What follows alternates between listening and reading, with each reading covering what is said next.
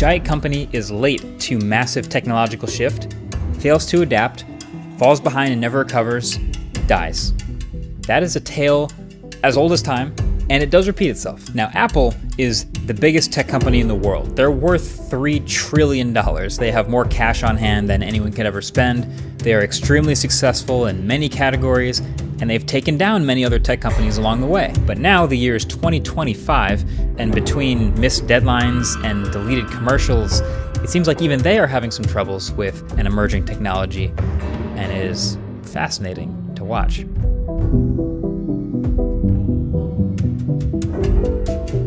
So artificial intelligence, you guys don't need me to say it, you already know.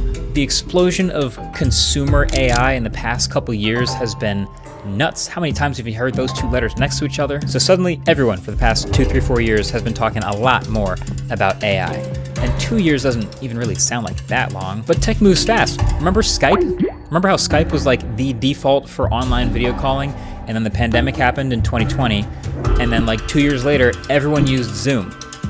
How did they blow that? Like, that's how fast tech moves. Now, Apple is a lot bigger than Skype was, but none of these companies are immune. Like, every one of these big public tech companies, all these companies are beholden to making as much money as possible. They have shareholders, they have investors, and if they don't think you're doing everything you can to grow as much as possible, they're not going to be happy. So when a certain ChatGPT comes along and gets 100 million users in 2 months and seems to prove that AI is definitely the next frontier of consumer technology, well, then you start seeing a lot of tech companies suddenly talking a lot more about AI.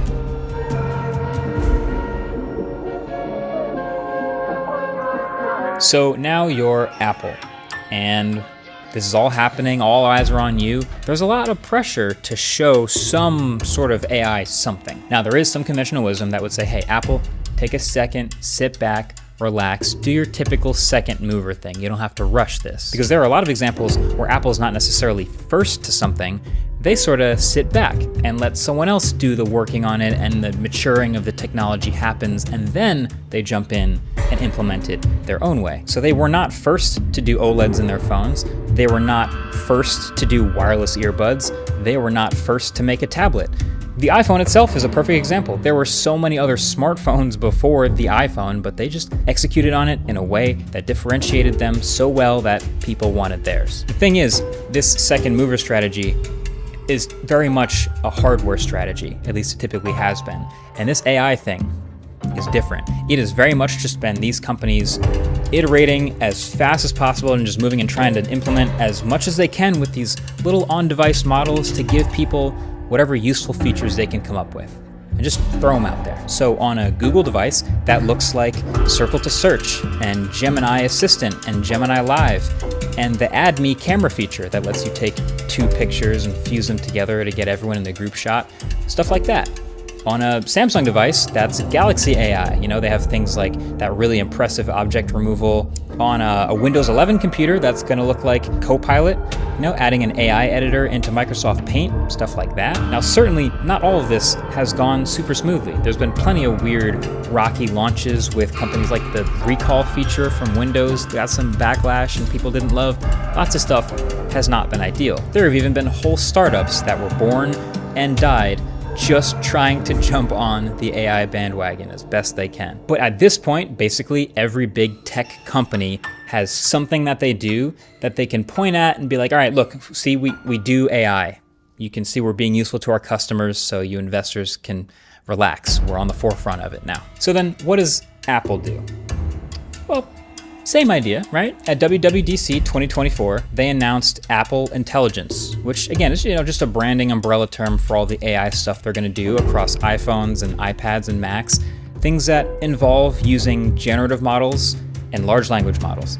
On the surface, it's kind of along the same lines. A couple silly features here and there, Genmoji, image playground to just generate random cartoonish images.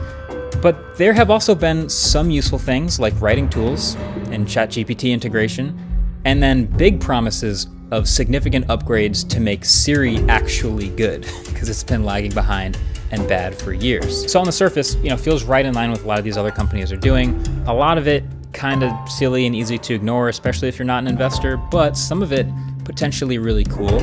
I know I, for one, would like Siri to be decent.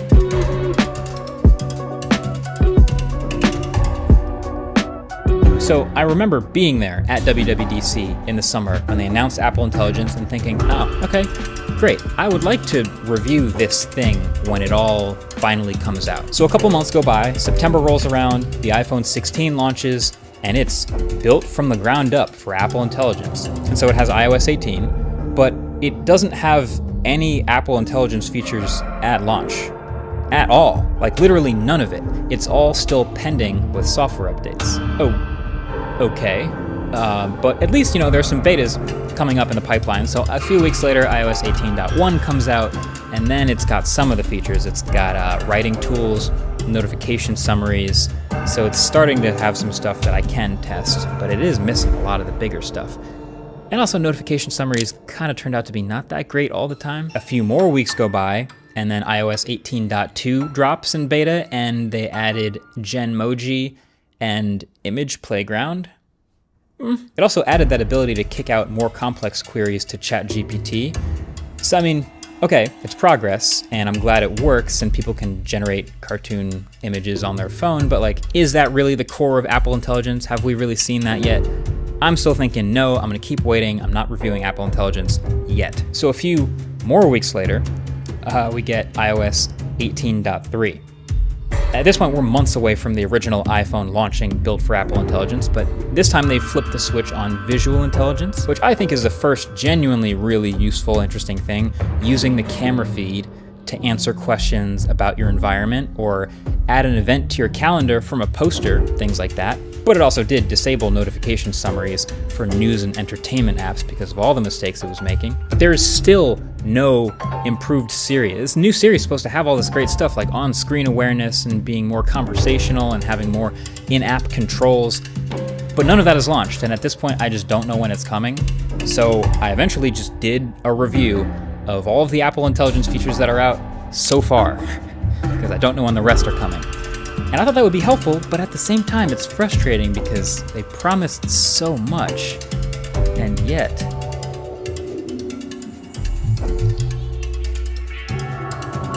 So this is where it gets kind of weird. Not to get too existential, but this job that I do, that we do, these tech YouTubers and tech journalists and things like that, you can kind of boil it all down to just going around and just doing endless tech demos. Like we just go from tech demo to tech demo, and it's other people's jobs professionally to give us cool tech demos, and then we can point a camera at it or write an article. And then our job is to, one, decide if the thing that they're demoing is a good idea or not, but then two, to try to understand how real that tech demo actually was. But that's really what it is. It's just cool tech demos left and right. So like a new product might come out and get announced and they show it to us and they're like, check this out. And part one again is, okay, are these new features in this thing actually a good idea? Would people want that?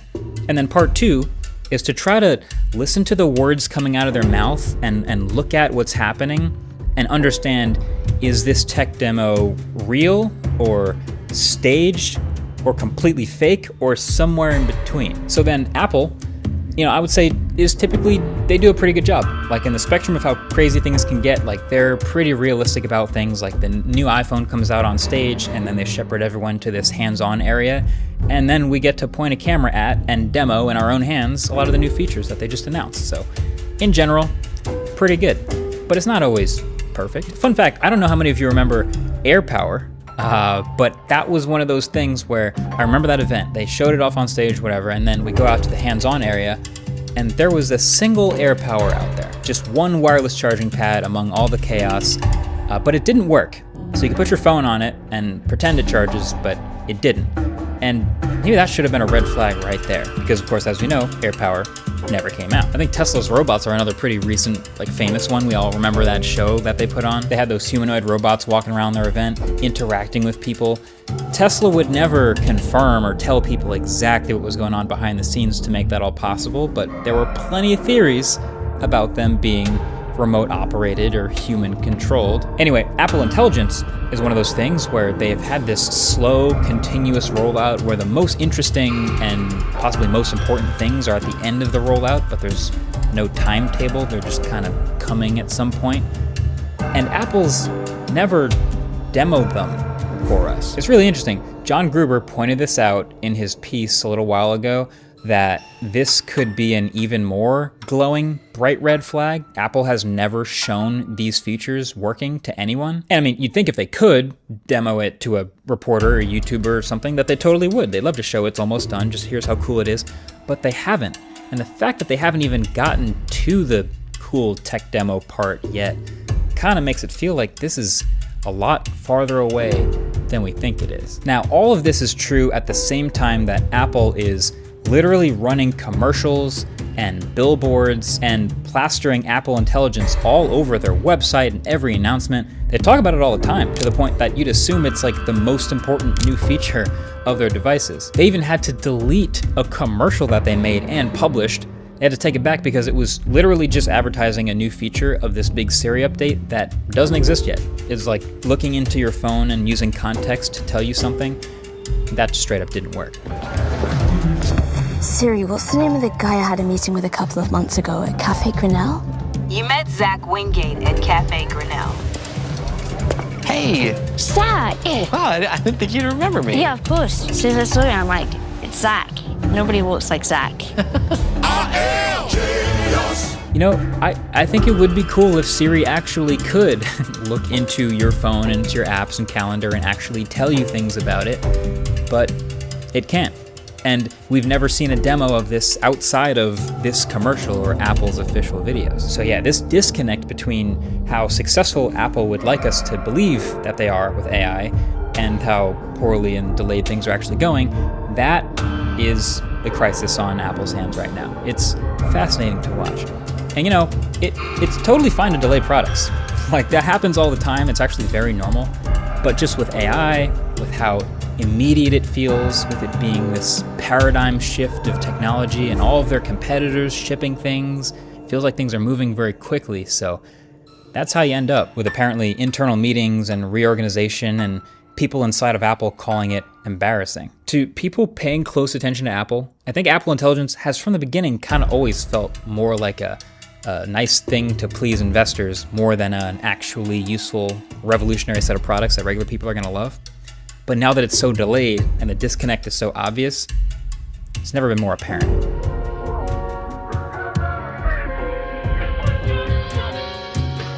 Remember Nokia?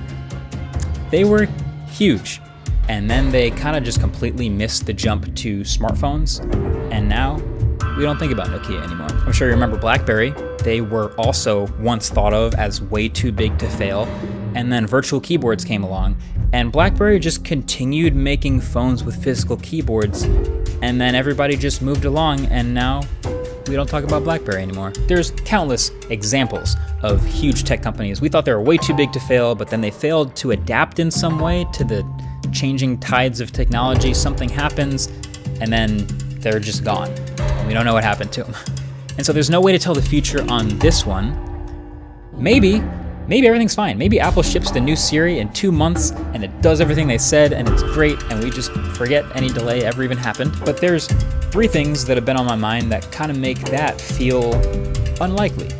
So number 1 is just that AI is just not at the core of Apple's business right now. And if you're just looking at it from a business perspective, they make a ton of money selling hardware, selling the services and the things attached to that hardware, and they will continue to make tons of money iterating and doing all that like they usually do. Financially, they'll probably be fine. Like, it's kind of hard to draw a straight line from Apple Intelligence is successful to Apple making way more money, especially when they're such a privacy-focused company as well. Like, a lot of these features don't go hand in hand with that. But then 2, their usual advantages don't really work here as much as they usually do. So like the second mover advantage thing that I talked about earlier, like that's typically a hardware technologies thing. And so AI being software, with software, Apple's usually able to just rely on their massive, enthusiastic army of developers to support things and give it a kickstart and get it off the ground to get people using it. And with this, it's kind of the opposite. I don't think they're interested in this. Like, just think if I'm Uber, if I'm developer for Uber, and this new Siri is supposed to be able to reach into my app and perform an action like calling a car. So the user just goes, hey Siri, call me an Uber to the airport, and then it does it without ever opening my app. I don't actually like that very much. That gives me less control. I don't get to do as much with that experience, even though it would be really cool for the end user. But then number 3, just the lack of demos is like really, it's actually very hard to ignore, just from someone who's seen so many. Remember the Bixby speaker? Like all those years ago at a Samsung event, they announced the Galaxy speaker is what it was called. It looked like this little mini barbecue grill. And in person, we all go to this event, and then we go down to the hands-on area, and they had a bunch of them on display, and they were lit up, and nobody could actually touch them or use them. And then I think we maybe saw them one more time at a display at CES, but then we just never saw them again. Samsung canceled it.